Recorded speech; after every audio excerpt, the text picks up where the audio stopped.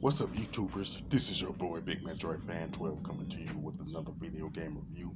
And in this review, we're going to talk about the game Dragon Ball Z Budokai Tenkaichi 2, which was released on the PlayStation 2 and Nintendo Wii by Atari in North America and Bandai in Europe and Japan. And the story of the game is based off of the anime shows Dragon Ball, Dragon Ball Z, and Dragon Ball GT.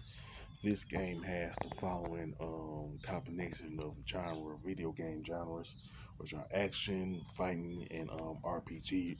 Now the RPG elements are pretty much the getting experience points and leveling up. And this game has over 100 characters from the three Dragon Ball anime shows and stuff like that.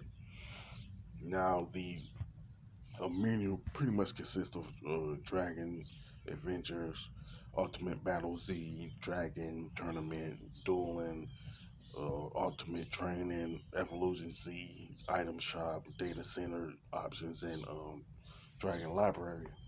Now with the Dragon Adventures, this is pretty much the main mode of the game, which of course are based off of Dragon Ball Z, and Dragon Ball GT and stuff. No, it will start off with the Saiyan, the saga, which the first the first character you'll play as is Piccolo. But as you progress through Dragon Adventures, you'll get to play as other characters like Goku and Gohan. You know what I'm saying? And in some situations, you're allowed to have uh, you're allowed to play two characters. Like the first time you get to do this, you get to use Piccolo and Goku and stuff like that. And since the Dragon Adventures is connected to or based off of Dragon Ball Z, Dragon Ball GT, the story and within Dragon Adventures is pretty much meaty like that. You know what I'm saying? Now with Ultimate Battle Z, that's pretty much a series of matches where you fight like 8 different characters and stuff like that. And you get to play as different characters like Goku, Young Gohan, Piccolo, uh, like Krillin, I guess how you pronounce his name, and other characters from the series and stuff like that. Now, with each battle that you win, you like earn a grade, and you also earn points. And the points that you earn are pretty much based off of the grade that you get, and of course the points are tallied up. And you keep going until you win the 8 matches and stuff like that. Now, you can pick the three difficulty levels: one, two, and three, which represents the easy, normal, and hard difficulties and stuff like that. And you can pretty much also view the battle records that you got from the Ultimate Battle Z and stuff like that. You can also unlock the 15 courses, which range from the Crazy Tour Arena to the Unlimited Arena and stuff like that. And the Dragon Tournament is pretty much a single eliminate single elimination bracket tournament where you also get to pick different characters from the Dragon Ball universe and stuff like that. And there's like three different types of tournaments: a World Tournament, Cell Tournament, and what I call World Tournament 2 and stuff like that. And pretty much the World Tournament is your basic single elimination tournament where you can win either by knockout or knock your opponent out the ring, you know what I'm saying, till a winner is declared and stuff like that. Now, with cell games, the only way you can win is through knockout only. Now, the second World Tournament is pretty similar to the first one, but you get you have to face this one character named Hercules and stuff like that. Now, the brackets themselves is dependent on the difficulties, which are Note Feast, Adept, Advanced, and Master, which are the easy, normal, hard, and expert. Now, with the easy difficulty, that's the 8 bracket tournament. normal difficulty is the 16 bracket tournament. The the hard difficulty is the 32 bracket, and the master or hard or expert rather is the 32 bracket tournament. Of course, with each difficulty, it gets harder to win. The characters are harder and stuff like that. You know what I'm saying? But I would say, of course, the master difficulty is the one you want to play on. You know what I'm saying? It's because it has the most characters in it, and it gets tougher. You know what I'm saying? If you want that type of challenge and stuff like that. Now, with the dueling, you pretty much pick uh two characters. You have you pretty much can duke it out. You know what I'm saying? We do different characters for the Dragon Ball series and stuff like that.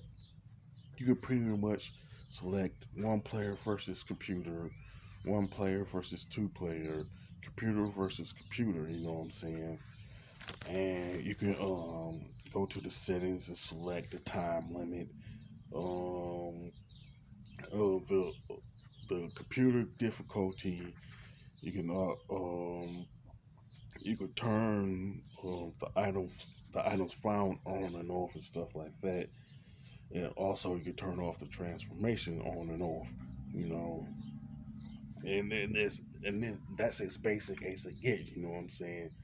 And this is the only aspect of I don't know if it's the main aspect, but this is I guess it's where most people this is one aspect of the game where most people play go heads up in a two-player co-op type of situation.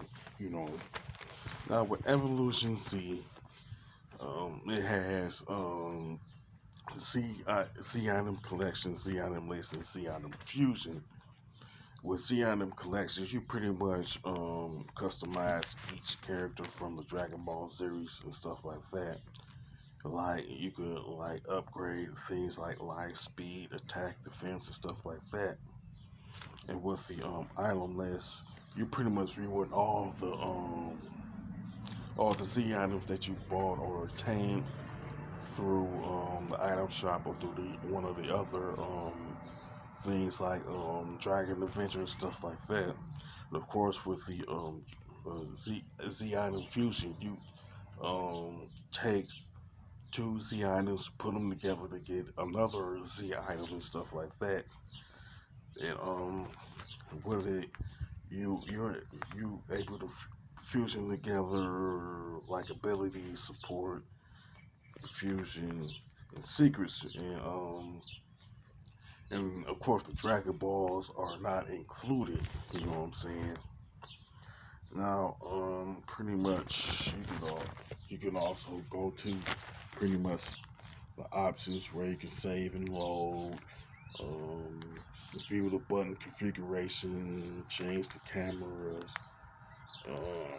different stuff like that. Basic stuff that you would do in the option menu and stuff like that.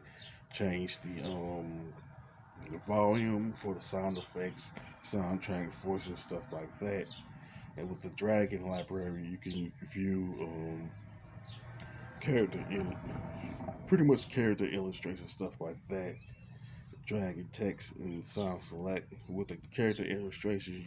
You can view different characters, their backstory, and which voice actor or voice actress that voiced that particular character. You know what I'm saying? And and with the dragon text, it that pretty much gives you the background or backstory from Dragon Ball Z, and Dragon Ball GT. You know, and pretty much you can listen. You can also listen to the soundtrack and stuff like that. You know what I'm saying from sound select and stuff. Now with the graphics and design, they're pretty excellent and they're pretty much faithful to the design of the characters and location from Dragon Ball Z, and Dragon Ball Z GT and stuff like that. You know, so you don't have to like complain about how the way each of the characters look because they look pretty much the same as what you would see from the anime shows. Now the controls and gameplay are pretty good. You know what I'm saying? And one thing I like about the Wii version is the option of using the classic controller, GameCube controller, or the Wii remote and nunchuck and stuff like that. Now, the only gripe that I have with the controls it's not necessarily the controls, but the gripe is with the enemy AI. It can be cheap at times, you know, because like after the enemy AI hits you with the first round of moves, sometimes it'll come and hit you with a second wave. You know what I'm saying? It can get cheap like that sometimes, but it's kind of like a minor gripe when you compare it to everything else. You know what I'm saying? That is good about Dragon Ball Z Budokai Tenkaichi 2. And the soundtrack is pretty good also, and it's pretty much faithful to the soundtrack that you would hear from the Dragon Ball anime shows that is based off of. And pretty much as far as content goes, it's pretty decent. It has a pretty decent amount of content that is in this game. You know what I'm saying?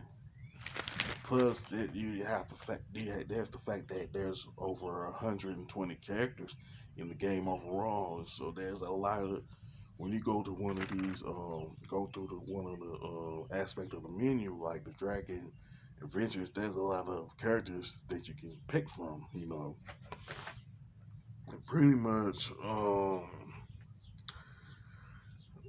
Dragon Ball Z, Budokai Tenkaichi 2 is a pretty good game, you know what I'm saying? And I think as a fighting game, it's worth the price of admission, you know what I'm saying? Even though I have that one minor gripe with the enemy AI, And I would recommend this game to anybody who is a fan of the Dragon Ball series, you know what I'm saying? And people who are into the fighting genre and stuff like that. As far as the score, I definitely give this game a 9 out of 10 because it is pretty good and it's worth, like I said, it's worth the price of admission and stuff like that. Now, with that being said, you can sound off in the comment section about Dragon Ball Z Budokai Tenkaichi 2. You know what I'm saying? Whether which character you like to use or which aspect of the menu that you like to play through and stuff like that. You can even mention the other Tenkaichi games, you know what I'm saying, within, of course, the other Dragon Ball games, which include the first Budokai Tenkaichi game or the third one, whatever the case may be. Now, with that being said, if you like this video, don't hesitate to click the thumbs up button. Don't forget to subscribe and hit that bell notification button. This is your boy, Big Metroid Fan 12, signing off.